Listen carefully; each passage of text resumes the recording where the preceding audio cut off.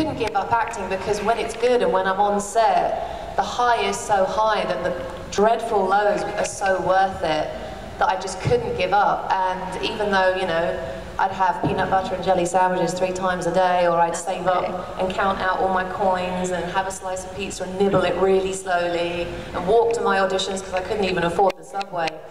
I just knew, I thought, if I don't quit one day my dreams will come true. And I really, really, really just hung on to faith and hope and dreams and magic. I really did. It was tough, but I'm really glad I didn't quit.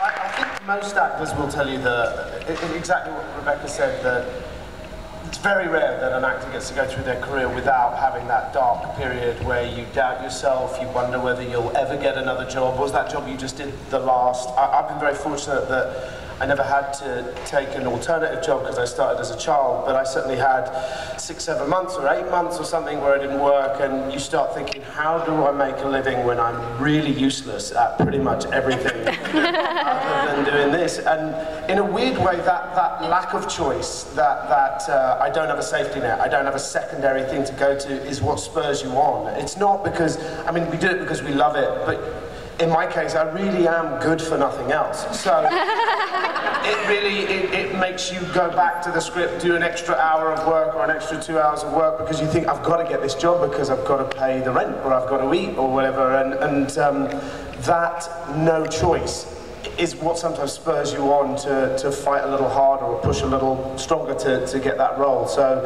it's, as Rebecca said, when it's good, it's so good, and when it's bad, it's horrible.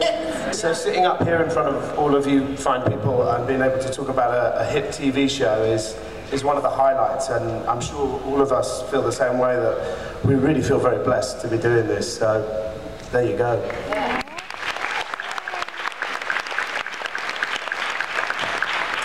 I think there's something quite worrying but at the same time enthralling about the uncertainty of this line of work, I suppose you could call it.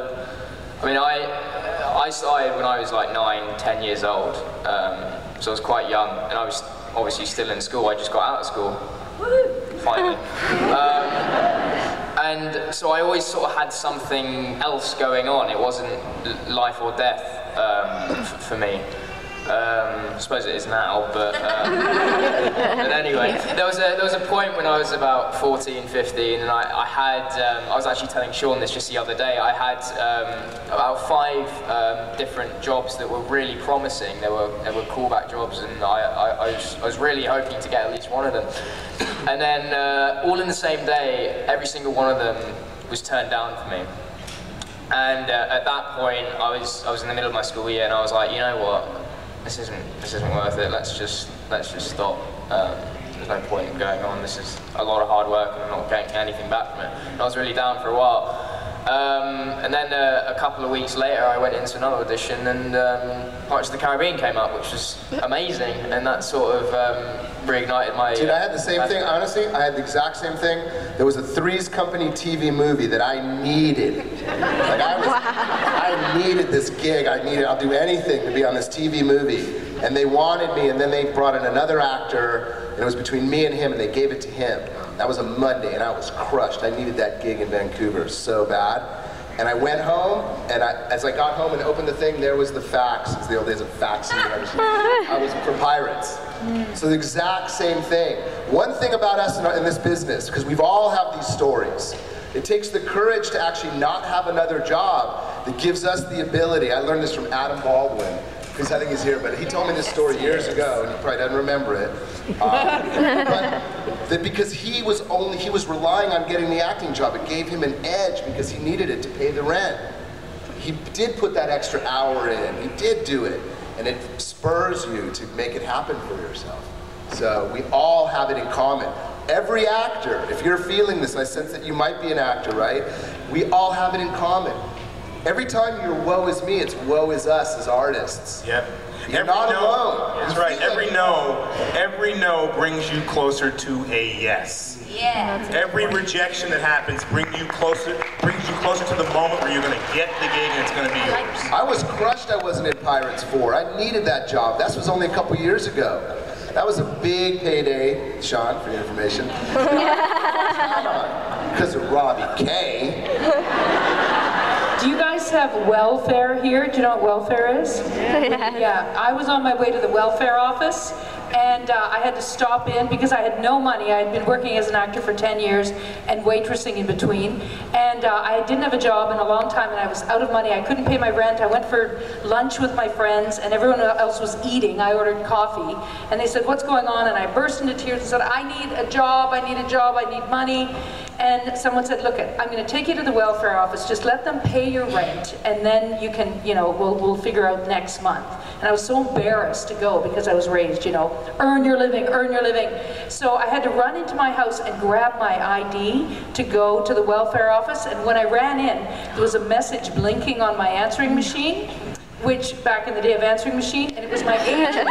Saying, that's how old I am. He said, Clint Eastwood has just hired you to be an Unforgiven. You've got 6 weeks work coming up on Clint Eastwood's film. I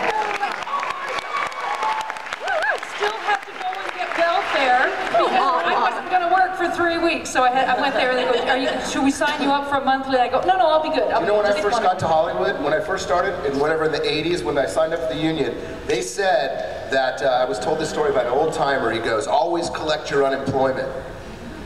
You know, and he told the story of like some Hollywood legend going to the unemployment office in his limo. Because that was his money. He was just laid off for a couple weeks, the show was done, he went right in and signed up for it. So the thing is, the problem is that we're prideful and egotistical, you know, on this side. So it's hard to sometimes be honest with it. But we all go through that emotion. So you share it. The biggest star has sometimes the biggest fears. He should have maybe ditched the limo and taken a cab. He could have said something about economics. Penny over there, McGuire. Also, as a day player, I say yes to a lot of things. Like I sing as well, so I do a $100 job here and there, singing for this, singing for that, and pick up. So I always feel like I'm working and the muscles are being exercised.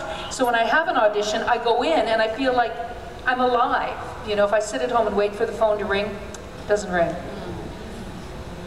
Yeah, that's my story. You all bring so much depth and personality to